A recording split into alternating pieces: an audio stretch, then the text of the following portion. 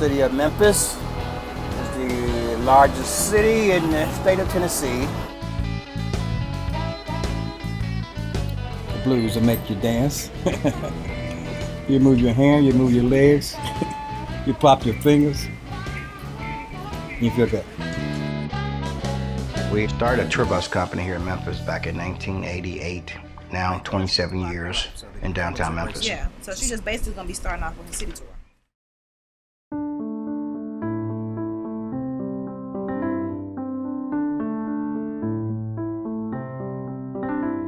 At home, we ate dinner together every evening at the table. I wanted my children to be able to see different parts of the world, meet different people, understand people's culture may be a little different, but we all are God's children. This is Carlos at his best, laughing and having fun, enjoying life. Carlos is a funny person. He always made you laugh. Even when you were sad, he always found a way to put a smile on your face. He always wanted to take over my father's business. It wasn't something that I wanted to do. It was always a dream of his. Carlos come up from a good family, a loving family, the family who cared about him.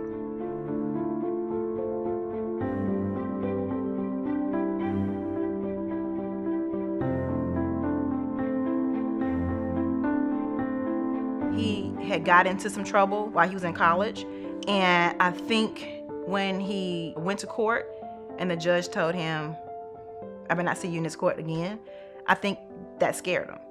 And at that point, he said, okay, I need to find someone to keep me on the right path. He actually became Abdullah Hakim Muhammad. He was no longer Carlos Bledsoe. He wanted to take the picture of Martin Luther King Jr. off the wall. We have that picture on our wall all of his life in the bedroom in which he slept. So he told me one night that he had to take the picture down. So that's when I got more concerned than ever.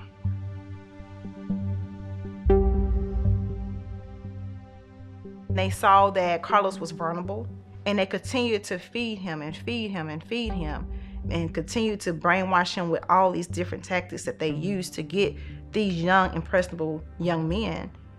And it worked. Here's a father who sent his son off to school to get an education.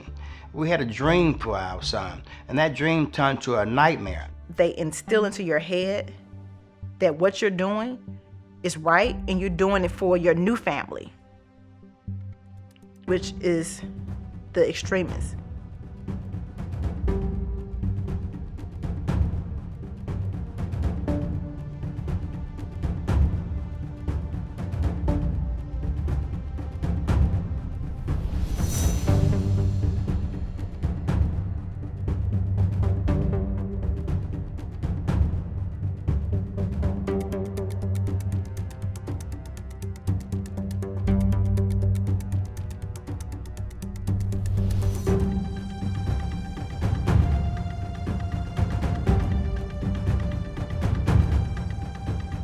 Taken away from the family. He was sent off to another foreign country to be trained and programmed and brainwashed and to kill. It happened outside the Army-Navy Career Center on Rodney Parham just after 10 this morning. The suspect is 23-year-old Abdul Hakim Muhajid Muhammad and is behind... June 1st of 2009, I got a phone call from an FBI agent. He said, "Mr. Bledsoe, we wanted to call you to tell you that it's been a shooting in Little Rock, and your son was involved." The suspect, formerly known as Carlos Bledsoe. And that's when we learned about the shooting and the killing of the soldier.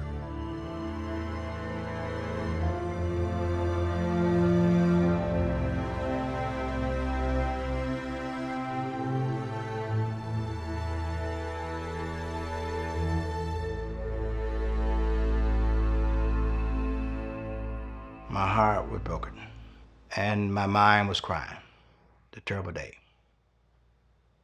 The worst day of my life that I have to live with until I die.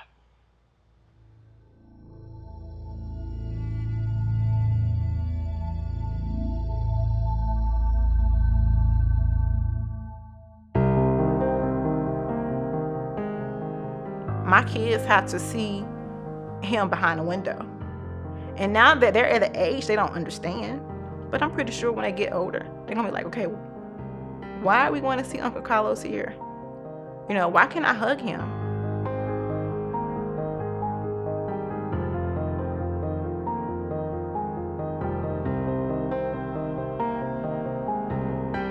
Parents for Peace to be able to, help people understand about the brainwashing that went through with our son. And we tried to be an advocate for people to understand that they need to reject the extremists who are trying to radicalize the youths in America. When this happened to us back in 2009, this was brand new to us. We had no one to turn to. We had no one to cry on but each other.